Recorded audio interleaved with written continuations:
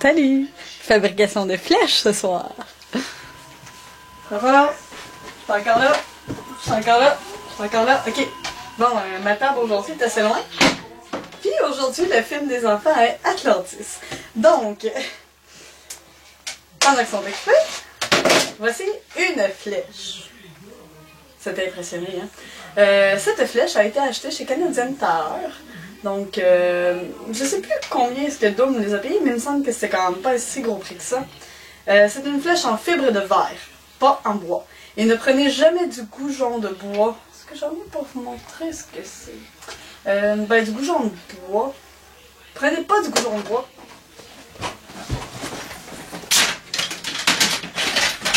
Yeah. Du goujon de bois. Ça, c'est un goujon de bois. Non, c'est pas un tube de PVC, c'est un goujon de bois. Je peux essayer de vous le montrer. C'est comme goujon de bois.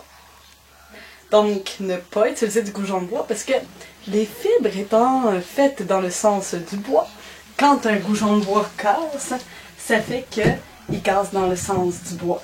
Puis là, ben, si ça casse pendant que vous tirez une flèche comme ça vous pique dans le pouce. C'est pas merveilleux, croyez-moi, je l'ai déjà vu. Puis j'étais l'organisatrice de cet événement-là, c'était merveilleux.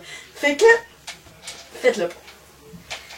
Donc, on prend toujours une tige de fibre de verre. Vous pouvez aussi acheter juste une tige de fibre de verre, en tout cas en Amérique. Vous pouvez en acheter chez Dollarama dans le temps de l'automne, donc avant que la neige tombe, parce que les gens piquent des grandes tiges de fibre de verre sur le bord de leurs allées pour que les déneigeuses ne ramassent pas le coin de leurs belles petites fleurs sur le parterre. Vous pouvez toujours couper des tiges comme ça. Mais l'avantage de ces flèches-là, c'est qu'il y a déjà un embout de plastique, il y a déjà des fausses plumes que vous pourrez repeindre si vous voulez. Puis, ben, surtout, celle-là est déjà noire. Le problème, par contre, c'est qu'il y a un embout. Ne jamais laisser l'embout de fer. Même si c'est un embout comme celui-là. C'est comme un lit entre les deux. Un embout de métal, c'est mal. Donc, comme l'embout de métal, c'est mal, on va le couper. Ok? Là, je sais que c'est pas toujours évident de couper de tige à fibre de verre. Vous y allez comme vous pouvez.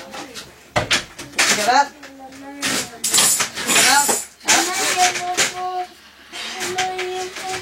Écoutez-les pas. Il y a toujours des bobos. C'est toujours ça. C'est jamais vrai. Ah!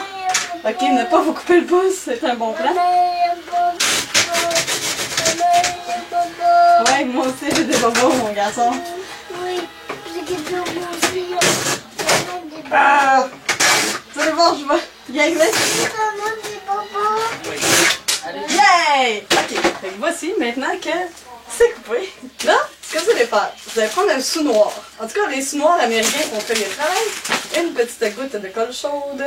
Aïe, aïe, aïe, aïe, aïe. Nathaniel. Regarde ma teignette. Vous allez coller Ah! le noir. Regarde ma teignette.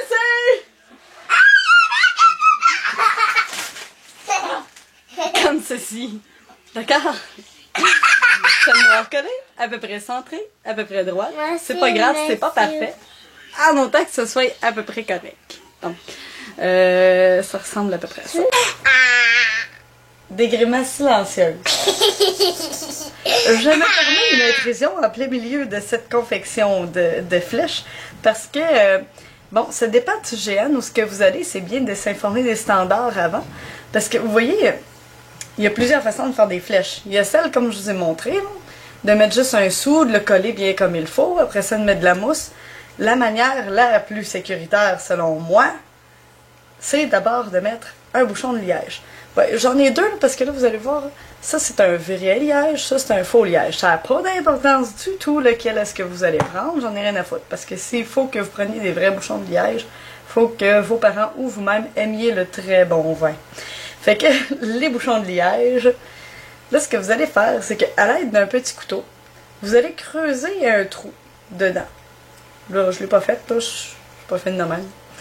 Vous allez creuser un trou dedans en essayant de ne pas percer vers les côtés, en essayant de faire le plus droit possible, puis insérer votre bouchon de liège à peu près jusqu'à la moitié. Donc là, une fois qu'il va être inséré jusqu'à peu près la moitié dans votre bout de flèche, Là, vous allez coller votre scène noire, parce que c'est une scène américaine, hein. Ils sont pas protégés par la loi, eux autres. Fait que là, vous allez pouvoir coller votre scène américaine. Fait que comme ça, voyez, si à un moment donné, c'est sûr que ça peut pas se passer sur les côtés d'aucune façon, il va être rentré à serre avec de la colle chaude en plus. Puis, même si la flèche viendrait qu'à finir par passer au travers, elle accoterait sur la scène noire. Puis après ça, vous mettez la mousse par-dessus, comme le montrera le reste de la vidéo. Fait que là, ça, c'est la façon la plus sécuritaire de faire des flèches. Vous pouvez mettre juste la scène, mais il y a des géantes qui pourraient refuser vos flèches. Fait que, si vous voulez mon avis, mettez et le bouchon de liège jusqu'à la moitié, et la scène noire sur le dessus, et ensuite la mousse. OK? Regardez d'ici, Nathaniel. Duct tape. T'as grandi. Maintenant que c'est collé avec la colle chaude, on va le solidifier avec du duct tape. Oui, c'est bon film. Juste y aller à peu près, mais mettez votre duct tape le plus serré possible. Question d'être sûr que le sous-noir ne se déplace pas. Pourquoi on met un sous-noir? Parce que c'est très dur de contrôler des arcs, même quand on est un excellent archer grandeur nature. Ça peut arriver qu'on frappe au visage. Il faut le prévoir. Si vous êtes excellent archer, dites-vous que vos flèches peuvent se faire ramasser par un autre joueur qui, lui, n'est pas un excellent archer. Il faut que vos flèches soient sécuritaires pour tout le monde, pas juste par vous. L'autre accident que j'ai vu, c'est que la flèche est arrivée sur la tempe. Il n'y avait pas de sous-noir. Donc, c'était un bout qui était très fin et ça l'a un peu comme crevassé la tempe de la personne. C'est de la mousse à divan, tout simplement. Ramasser un vieux coussin, un vieux divan, quelque chose qui est fait avec une mousse pleine, c'est-à-dire pas de la petite mousse qui se défait, mais une grosse mousse pleine. Là. Moi, dans mon cas, c'est un ancien matelas tout mousse. En fait, il m'a coûté 100$ neuf. Avec ça, on fait tout. Ça se découpe au ciseau, c'est l'idéal. Sinon, vous pouvez commencer par couper vos gros blocs avec une scie ou un gros couteau à pain, couteau dentelé. Donc vous coupez votre premier morceau, ensuite vous le taillez au ciseau, vous voyez, on voit les petits coups de ciseau, bon, c'est très simple. Fait que vous faites un bon gros bout de tuyau. L'important, très important, c'est que votre bout doit être plus gros que l'orbite de l'œil. Ça peut arriver que, comme je l'ai dit tantôt, les flèches sont un peu difficiles à contrôler en GN, c'est normal, c'est pas des flèches qui sont balancées, équilibrées parfaitement, c'est des flèches de grandeur nature.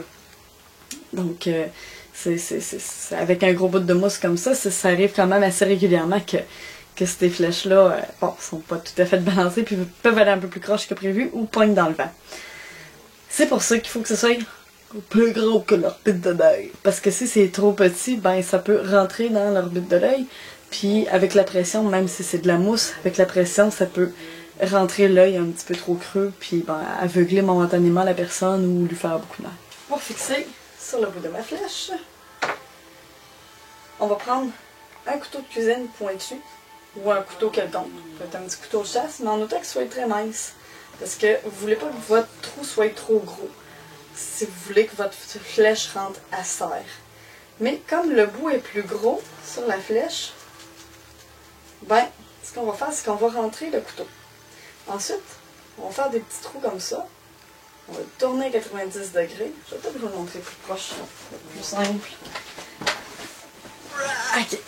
Donc, j'ai rentré mon couteau. J'ai créé un nouvel orifice en ma mousse. Maintenant, donc comme je le disais, on va balancer un peu le couteau. Mais sans creuser la mousse plus grosse ici à l'entrée.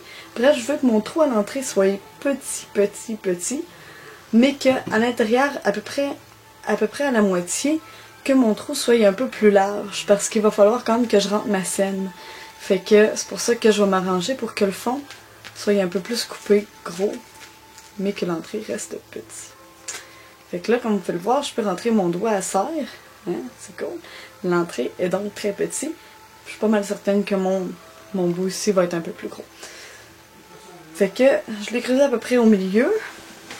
Maintenant, regarde ma flèche. Ça, c'est le bout un peu difficile. Donc, on essaye de tirer ça. Et calvaire, c'est l'enfer. Là, des fois, il faut percer l'hymen en plus. Ok, on va l'avoir. C'est pour ça qu'il faut que votre scène soit très bien fixée. Hein. C'est sûr que vous allez avoir besoin de forcer après. Mais il faut quand même essayer d'agrandir le trou d'entrée le moins possible. Je vais la voir, je pense bien.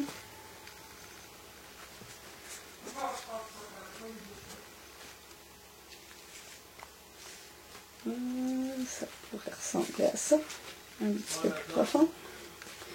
Là, en touchant, vous allez être capable de savoir à peu près où est-ce qu'elle est ma scène. Ma scène est à peu près ici. Je vais essayer de la rentrer encore un peu. D'après moi, mon trou, le trou à l'intérieur va s'agrandir aussi du moment que vous y avez fait une faiblesse. Parfait. Donc là, ma scène devrait être ici, mais là, mon bout déclenche. On va faire le même principe qu'on fait toujours. On met une bande de tape.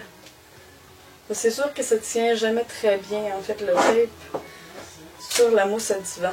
Mais vous allez voir à la fin, ça va être correct. Correct comme dans très bien, parce que ce qui ne vaut pas la peine d'être bien fait ne vaut pas la peine d'être fait. Comme le dit si bien le grand sage Patrick, qui n'est pas là ce soir, c'est triste. Il ne peut pas vous faire des faces épouvantables et psychédéliques. Bon, fait que j'en ai mis 4. Comme c'est quelque chose comme qui est assez dur à fixer, ce que je vais faire, c'est que j'en ai mis un de chaque côté à peu près. Ils tiennent plutôt mal, fait que j'ai pris une grande bande de tape. En fait, c'est une grande bande que j'ai coupée à la verticale. Puis, on va faire un premier tour. Vous pouvez compresser un peu, contrairement à la mousse à PVC, donc la mousse grise habituelle. La mousse à divan peut être quand même un minimum compressée. Puis maintenant qu'on a un premier abord de fait, donc on va refaire un tour complet. Vous voyez comme ça fait que mon tape ici de base est bien fixé sur la mousse. Fait que là, si je refais une autre série de tapes pour faire le tour complet de ma flèche, il devrait très bien tenir. Surtout être bien dans le mou. On commence à comprendre le principe un peu quand même. Déjà, ça se voit assez bien tout ce que ça va avoir là à la fin. Pour complet, ça se fait assez vite. Si vous avez préalablement coupé vos morceaux de tape. Et puis, sur le dessus de tout, on va remettre une autre bande longue. Pour être sûr que mon tape tienne bien. Comme d'habitude, on va essayer d'éviter les plis le plus possible. On ne peut pas faire des miracles. C'est sûr, la mousse à divan étant ce qu'elle est. Puis un petit peu sur le pourtour de la flèche. Ça va être plus esthétique en plus. Voilà.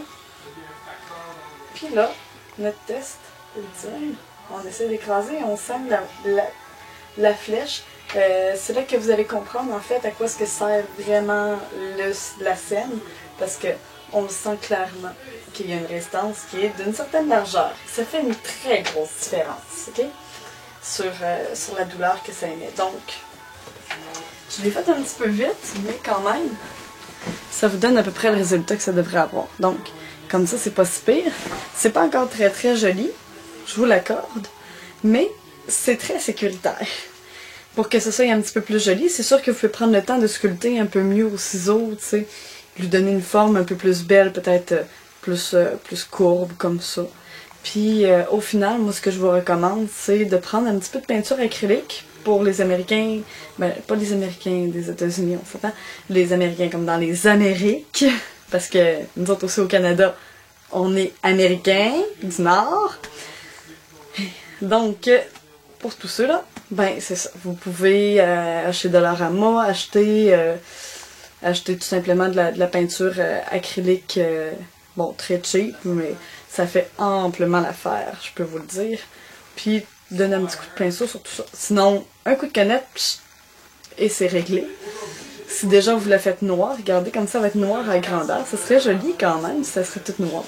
Mais par contre, faites attention que vos plumes restent toujours d'une couleur qui se remarque bien.